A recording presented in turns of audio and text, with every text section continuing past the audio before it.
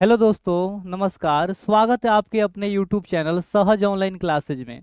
दोस्तों, आज की क्लास में हम लोग हिंदी व्याकरण का एक प्यारा सा टॉपिक है जो कौन है, वाक्य विचार को। आज की क्लास में हम लोग वाक्य विचार को पढ़ने वाले हैं, जो कि हर एक क्लास के लिए वह क्यों ना क्लास 9th हो या 10th हो या 12 हो, उन सभी क्लासों के लिए जरूरी है। क्योंकि इससे कम से कम 2 नंबर का क्वेश्चन पूछता है। कितने नंबर का क्वेश्चन पूछेगा? 2 नंबर का। वो भी किस टाइप का? तो ऑब्जेक्टिव टाइप का। अगर मेरे साथ आप 15 मिनट बने रहते हैं तो आपसे प्रॉमिस करते हैं कि 15 मिनट में ही आपका 2 नंबर क्लियर हो जाएगा। अगर आप लोग बढ़िया से सभी वाक्य विचार के थ्योरी को अगर पढ़ लेते हैं एग्जाम्पल के साथ में, तो उम्मीद है कि आप लोग ये 2 नंबर कवर कर लेंगे। चलिए, सबसे पहले हम लोग समझते हैं कि वाक्य किसे कहते हैं। तो देखिएगा, वाक्य किसे कहते हैं? दो या दो से अधिक शब्दों के सार्थक मेल को वाक्य कहते हैं। दो या दो से अधिक शब्दों के सार्थक मेल को वाक्य कहते हैं।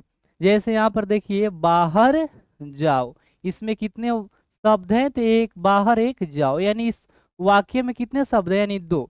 यानी किसी वाक्य में 2 शब्द हो सकते हैं आपके परिभाषा के अनुसार, या दो से अधिक शब्दों के सार्थक मेल याद रखिएगा, यानी दोनों का अर्थ होना चाहिए, तब जाके वह क्या हो जाएगा? आपका वाक्य हो जाएगा।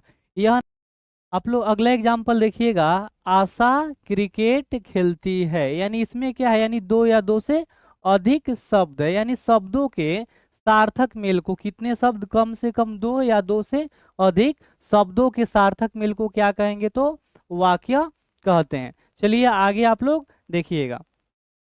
आगे हम लोग समझते हैं कि वाक्य के कितने अंग होते हैं। तो आप लोग याद रखिएगा, वाक्य के 2 अंग होते हैं। वाक्य के कितने अंग होते हैं? तो 2 अंग होंगे। क्या हो जाएगा? कर्ता। कर्ता का मतलब क्या होता है? उद्देश्य होता है, ठीक है ना। या विधेय। विधेय का मतलब क्या होता है? तो क्रिया होना चाहिए। यानी किसी वाक्य में क्या होना चाहिए? तो कर्ता और क्रिया, तब जाकर वह क्या होगा? आपका वाक्य होगा।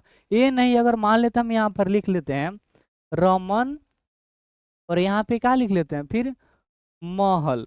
देखिएगा, यह क्या होगा? वाक्य हो गया क्या आपका? रमन और महल। तो यह वाक्य नहीं होगा, क्योंकि इसमें देखिएगा क्रिया है तो क्रिया नहीं है।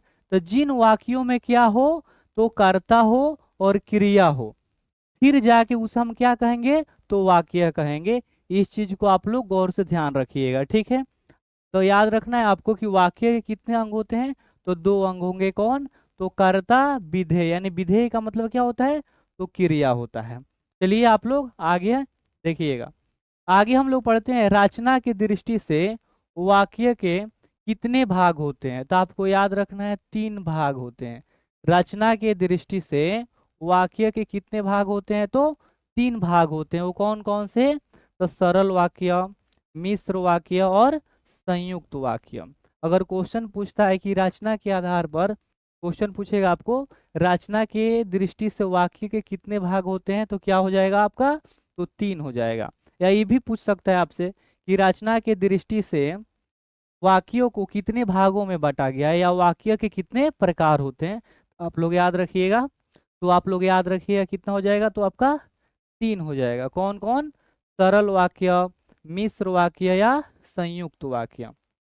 आगे हम लोग समझते हैं सरल वाक्य को, कि सरल वाक्य हम किसे कहेंगे। तो देखिएगा, सरल वाक्य किसे कहते हैं? इसमें है जिस वाक्य में एक उद्देश्य या एक ही कर्ता होता है।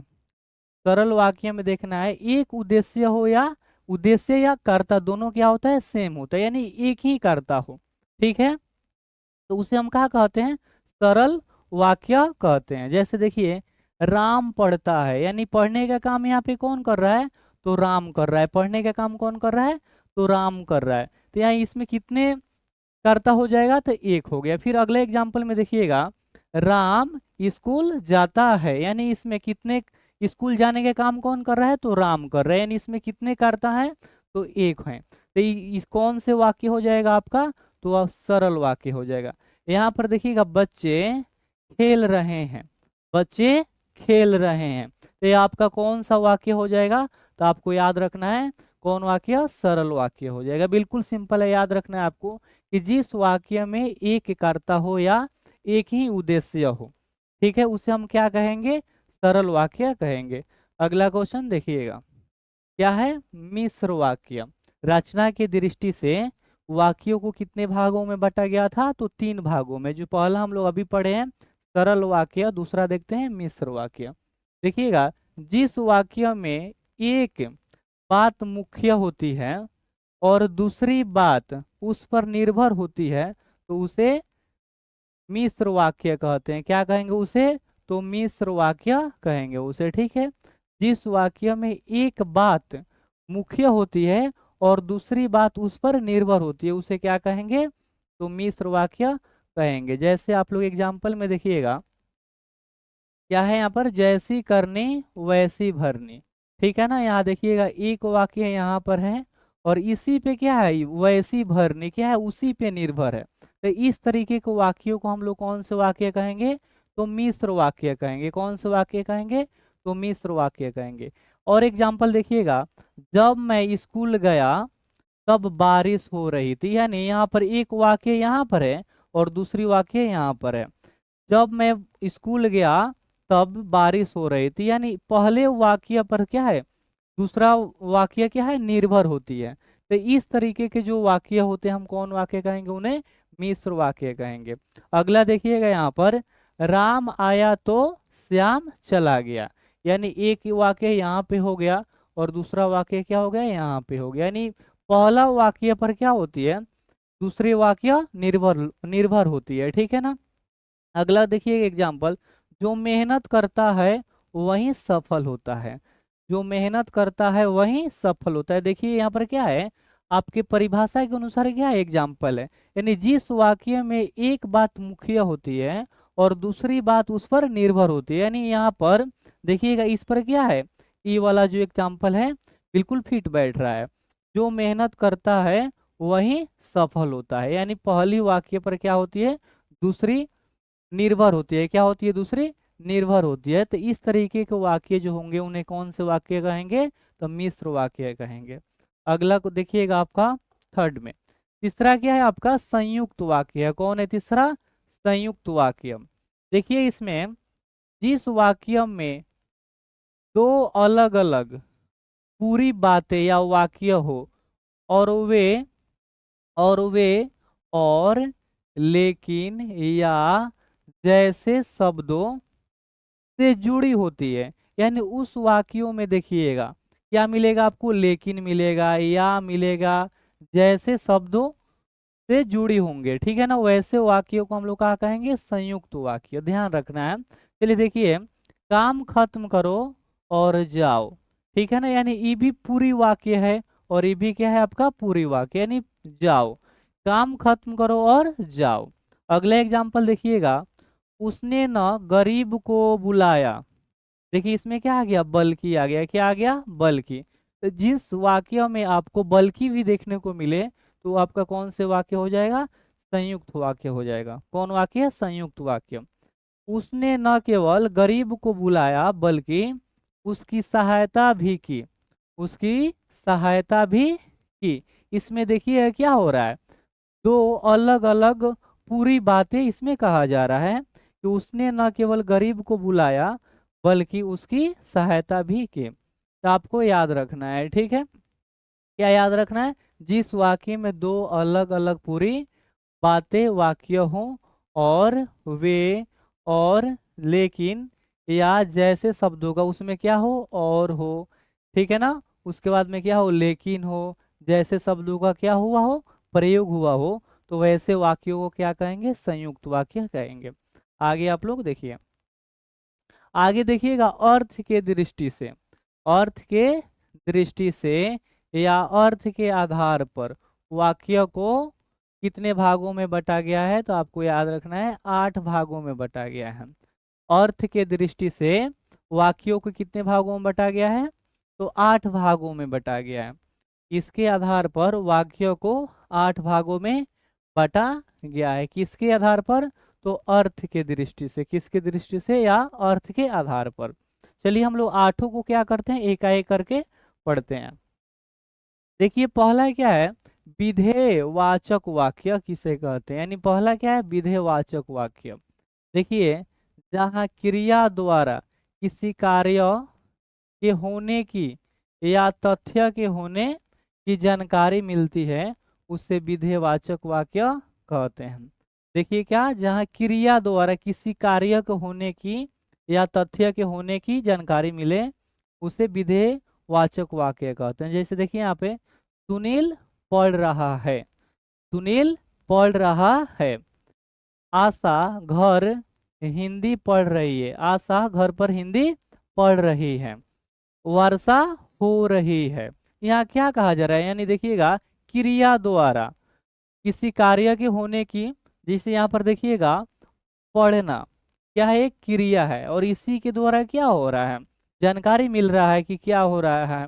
आशा घर क्या हिंदी पढ़ रही है, क्या पढ़ रही है, तो यहाँ पर देखिएगा क्या पढ़ रही है। ठीक है, आशा घर हिंदी पढ़ रही है। अब कई भी एग्जाम्पल हो जाएगा, वर्षा हो रही है। आप लोग गौर से देख रहे होंगे कि इन सभी वाक्यों में क्या है, रहा है, ठीक है ना, रही है, ठीक है ना, रहा रही रहे जैसे शब्दों का प्रयोग होता है। तो ऐसे शब्दों का प्रयोग आपको जिस वाक्यों में दिखेगा, आप विधेयवाचक वाक्यों में टिक लगा सकते हैं। चलिए हम 2 नंबर देखते हैं। दूसरा है निषेधवाचक वाक्य किसे कहते हैं। इसमें देखिएगा निषेधवाचक वाक्य किसे कहते हैं, जिन वाक्यों में कार्य न होने का भाव प्रकट होता है, तो उसे निषेधवाचक वाक्य कहते हैं। जैसे आशा आज नहीं आएगी, आशा आज नहीं आएगी, जैसे यहाँ पर इसमें देखिएगा नहीं, ठीक है ना। तो जिस वाक्यों में आपको नहीं दिखाई दे दे, तो समझ जाइएगा वो कौन है, तो निषेधवाचक वाक्य है, ठीक है ना। इसमें क्या है, नहीं है, सब में देखिएगा आपको नहीं दिखेगा।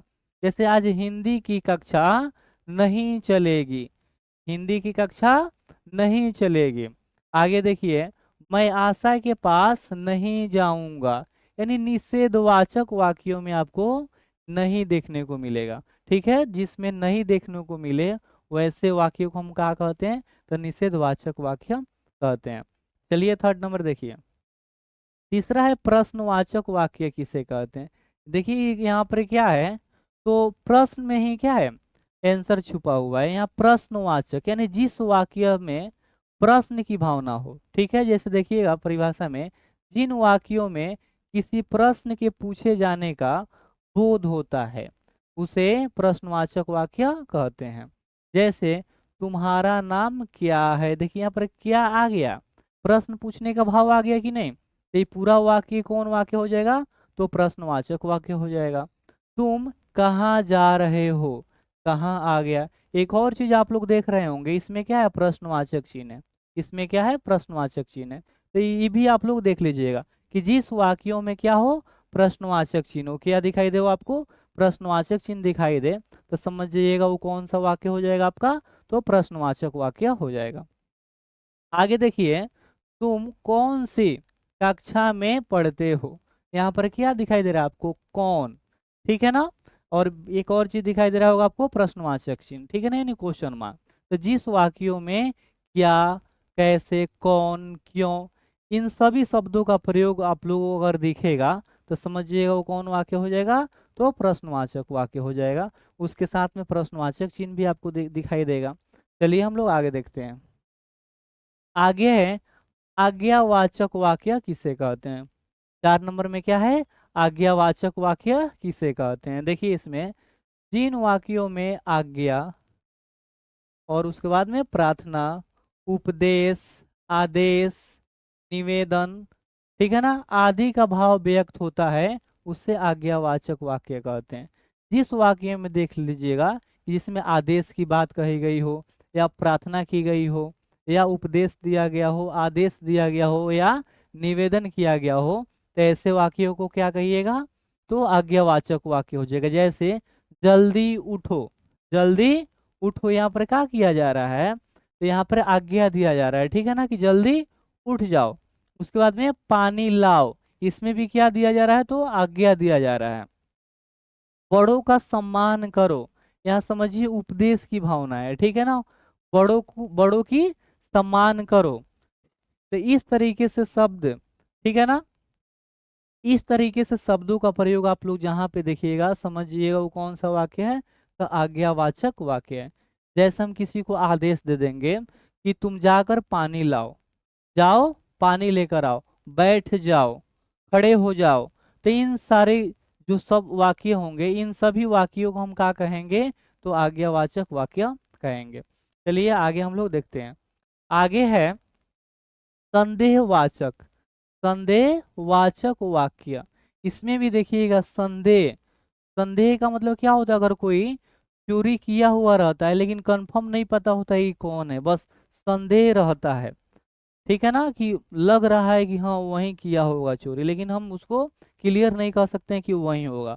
तो जो वाक्य आपको क्लियरली नहीं बता पाए, ठीक है ना, तो वैसे वाक्य को हम क्या कहेंगे, संदेहवाचक वाक्य कहेंगे। जैसे देखिएगा जिन वाक्यों में संदेह, उसके बाद देखिए शक या संभावना का बोध होता है, संभावना का बोध होता है, उसे संदेहवाचक वाक्य कहते हैं। देखिए यहाँ पर क्या आ गया, शायद वह आज आएगा, आएगा कि नहीं आएगा क्लियर नहीं है, यहाँ पर क्या है, शायद आ भी सकता है और नहीं भी आ सकता है, तो ऐसे वाक्य को हम क्या कहेंगे, संदेहवाचक वाक्य कहेंगे। वह शायद घर पर होगा, वह शायद घर पे होगा, हम उसके घर पे जाके देखेंगे तो हो भी सकता है और नहीं भी हो सकता है। आगे देखिएगा शायद आज बारिश हो सकती है, यानी ऐसे वाक्य से क्लियर पता नहीं लगता है, ठीक है ना, यानी क्लियर पता नहीं लगेगा वो समझिएगा संदेहवाचक वाक्य है वो, ठीक है। चलिए हम लोग आगे देखते हैं। आगे है संकेतवाचक वाक्य। संकेतवाचक वाक्य किसे कहते हैं, जो अपना 7 नंबर में है। चलिए देखिएगा जिन वाक्यों में एक क्रिया का होना दूसरी क्रिया पर निर्भर होता है उसे संकेतवाचक वाक्य कहते हैं। एक क्रिया का होना दूसरी क्रिया पर निर्भर होता है, तो ऐसे वाक्यों को क्या कहेंगे, तो संकेतवाचक वाक्य कहेंगे। जैसे अगर तुम आते तो मैं तुम्हें मिलता, देखिएगा अगर तुम आते तो मैं तुम्हें मिलता, यानी यहाँ पर आना जो है, ठीक है ना, तो यहाँ पर क्या है, मिलना है, ठीक है ना, आना और मिलना क्या हो गया, दोनों क्रिया हो गया। तो वही कह रहा था एक क्रिया का होना दूसरी क्रिया पर निर्भर होता है। अगला एग्जाम्पल देखिए, यदि बारिश होगी तो हम नहीं जाएंगे, अगर बारिश होती तो हम नहीं जाएंगे। तो अगर इस तरीके से आपको एग्जाम्पल दिखाई दे तो समझिएगा संकेतवाचक वाक्य है। आगे हम लोग लास्ट देखते हैं विस्मयादि बोधक वाक्य किसे कहेंगे, ठीक है ना। ये भी क्या है, बिल्कुल सिंपल है, ये भी क्या है, बिल्कुल सिंपल है। वो क्यों, कैसे सिंपल हो जाएगा तो हम आपको बताते हैं। पहले हम लोग देख लेते हैं यहाँ पे जिन वाक्यों में आश्चर्य, दुख, खुशी आदि भावों का बोध होता है उसे हम क्या कहेंगे, विस्मयादि बोधक वाक्य कहेंगे। जैसे देखिएगा वाह कितना सुंदर दृश्य है, वाह के पहले आप लोग देखिएगा विस्मयादि बोधक का चिन्ह है। तो आपको जिस वाक्य में यह चिन्ह दिखाई दे दे, जिस वाक्य में आपको यह चिन्ह दिखाई देता है आंख मूंद कर आप लोग उसको टिक लगा सकते हैं, लगभग आपका वह सही हो जाएगा, ठीक है। अरे देखिएगा यहाँ पर अरे के बाद में क्या है, एक चिन्ह है यहाँ पे, तो ये क्या है, विस्मयादि बोधक का चिन्ह है। अरे तुम कहाँ, तुम यहाँ कैसे, अरे तुम यहाँ कैसे, यहाँ पर देखिएगा क्या चीज बा, आश्चर्य।